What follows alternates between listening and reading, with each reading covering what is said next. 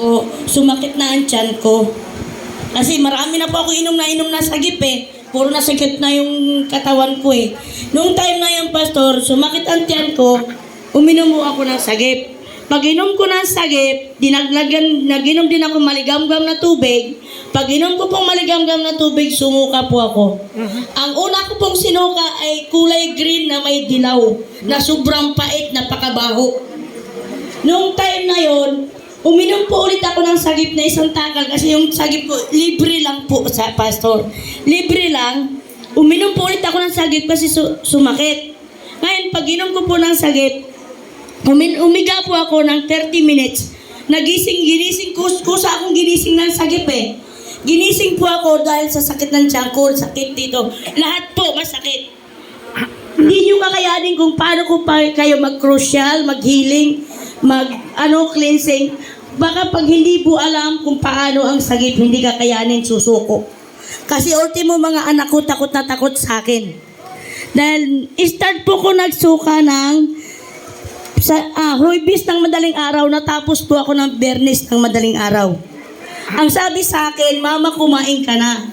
Huwag niyo ko intindihin. Dahil kusa ho akong pinapatulog ng sagip. Pagkatapos ko hong sumuka ng sagip, sumuka po ako, puro dilaw na puro mapapait, napakabaho. Ang lababo namin, huwag niyo lagyan ng plato, diyan ako susuka. Kasi pag oras iinom ka ng sagip, pagising mo, gigising ka, 30 minutes lang ang tulog mo. 30 minutes lang. Gigisingin ka kusa na lahat ng sakit. Talagang ito totoo, walang halong Ang sabi ko nga, bawat panalangin lang ang kailangan. Hindi ho ako nagugutom. Wala akong kinakain o hindi ako nagugutom, sa totoo lang. Ang sabi ng kapatid ko at saka yung mga anak ko, Mama, madaling araw ka pa walang kain. Ano nangyayari sa'yo? Huwag niyo ko intindihin. Sigad at saka ang sagip lang ang kakampi ko dito. Tapos po, 30 minutes lang, tutulog na naman po ako. Kusa po ako, antok na antok ako, mahihiga lang po ako. 30 minutes na naman po, gigisingin na naman ako. Andyan po yung wala kang pahinga, sumuka. Walang pahinga, pero hindi ka nakakaramdam ng gutom. Pero nararamdaman mo yung sobrang sakit. Kasi po ako may bato sa abdo, di ba pinaliwanag ko nung nakaraan.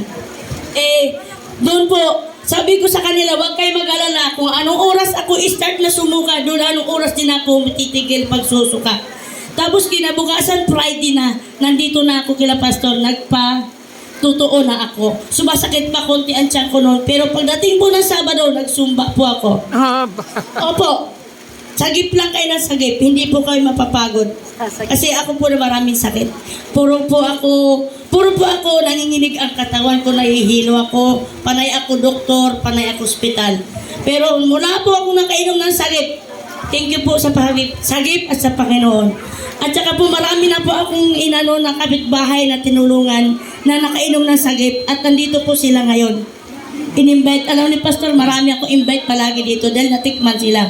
Ito naman po yung sa apo ko. Ngayon, hanggang ngayon nagtitikpa po na sagip kahit hindi po nila kaya ng apo ko pinainom ko sagip. Iniinan ko na po nakaraan buwan.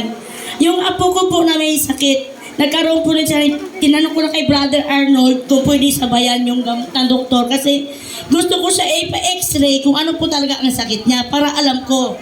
Kailangan kasi sabi kasi niya ni Pastor at ni Brother, kailangan ipa-x-ray mo kung anong sakit, ipatingin sa doktor para alam ko yung sakit. Ngayon po, pina-x-ray ko po yung apo ko, pina-check up ko po doon sa doktor namin, sa private. Mayroon po sa yung primary cox, yung infection po sa baga dahil maraming plema. Gagamutin siya ng 6 months ng doktor. Ngayon po, sabi ko, hindi ko ibabalik ang apo ko sa doktor. 5 years old na po, magpa-5 na po. Ngayon po, sumumpong na po. Inantay ko po Pastor na sumumpong ang kanyang Nung sumumpong di ba po, nandito ako ng Friday, dalawang gamot. Yun lang po ang pinainom ko sa kanya, pausok, inom, pausok, kahit hindi kaya, pinipilit namin. Ngayon po, alam mo nangyari sa apo ko, nagre-reklamo. Lumamaning bakit ako sumusuka ng maraming plema, nakakainis. Suka po na suka ng plema hanggang ngayon po. Sumusuka, bawat inom po niya at bawat pausok mamayang konti, susuka ng plema. Puro plema po. Kaya malaki pong talagang sa sagip gamot. Kasi marami po akong pinagamot sa sagip. Kaya thank you po sa lahat.